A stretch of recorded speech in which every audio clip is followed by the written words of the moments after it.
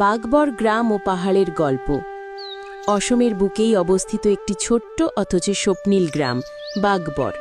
নামটির মধ্যে লুকিয়ে আছে পুরনো দিনের স্মৃতি, গল্প আর রহস্য। চারদিকে সবুজ পাহাড়ে ঘেরা এই গ্রামটির গা বেয়ে নেমে এসেছে ঝর্ণা, তার পাশে আঁকাবাঁকা রাস্তা, আর পাহাড়কে যেন নিজের বাহুতে জড়িয়ে রেখেছে মহাশক্তিশালী ব্রহ্মপুত্র নদী। গ্রামের মানুষজন সরল, সৎ আর অতিথিপরায়ণ। সকালে সূর্যের সোনালি আলো প্রথমে ছুঁয়ে যায় পাহাড় চূড়ো, তারপর ধীরে ধীরে আলো নেমে আসে ব্রহ্মপুত্রের বুকে, ঝিকমিক করে ওঠে রূপালী ঢেউ। এ দৃশ্য দেখে প্রতিদিন নতুন করে জীবন শুরু করে গ্রামবাসী। কথিত আছে, বহু বছর আগে এই পাহাড়ের গুহায় বাঘ বসবাস করত। গ্রামবাসীরা ভয়ে পাহাড়ে যেত না। সেই স্মৃতি থেকেই গ্রামের নামকরণ হয় বাগবর। আজ বাঘ নেই, কিন্তু নামটি যেন পাহাড় আর ব্রহ্মপুত্রের সাথে চিরকালের বন্ধনে বাঁধা। এই গ্রামেই জন্ম ছাদ্দামের। ছোটবেলা থেকেই সে পাহাড়ের ঝর্ণা, নদীর ঢেউ আর সবুজ বনকে নিজের বন্ধু মনে করত। ছাদ্দাম প্রায়ই পাহাড়ের চূড়ায় উঠে ব্রহ্মপুত্রকে দেখত, কখনো শান্ত, কখনো উত্তাল। নদীটাকে যেন জীবন্ত এক রূপকথার চরিত্র ভাবত। গ্রামের জীবন সহজ ছিল না।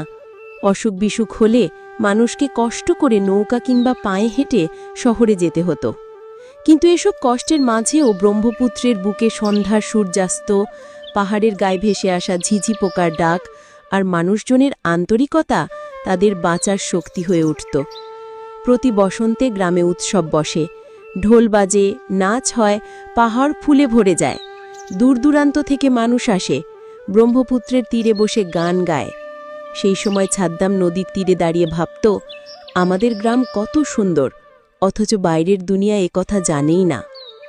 একদিন ছাদ্দাম ঠিক করল, সে বাগবর গ্রাম আর তার পাহাড় নদীর সৌন্দর্যকে সবার সামনে তুলে ধরবে।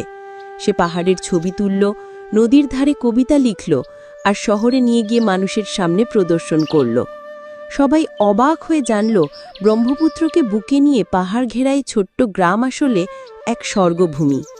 এরপর থেকে পর্যটকরা আসতে শুরু করল বাগবর গ্রামে। তারা পাহাড়ে উঠল, ব্রহ্মপুত্রের ঢেউ ছুঁয়ে দেখল, আর গ্রামবাসীর সাথে মিলেমিশে থাকল। ছাদ্দাম খুশি হল, কারণ তার স্বপ্ন পূর্ণ হল। নিজের গ্রামকে সে পুরো বিশ্বের সাথে পরিচয় করিয়ে দিল। আজ বাগবর শুধু একটি গ্রাম নয়, এটি এক জীবন্ত কবিতা। পাহাড়, ব্রহ্মপুত্র, মানুষ আর ভালোবাসা মিলে গড়ে তুলেছে এমন এক আশ্রয়, যেখানে প্রকৃতি মানুষের সবচেয়ে বড় সঙ্গী।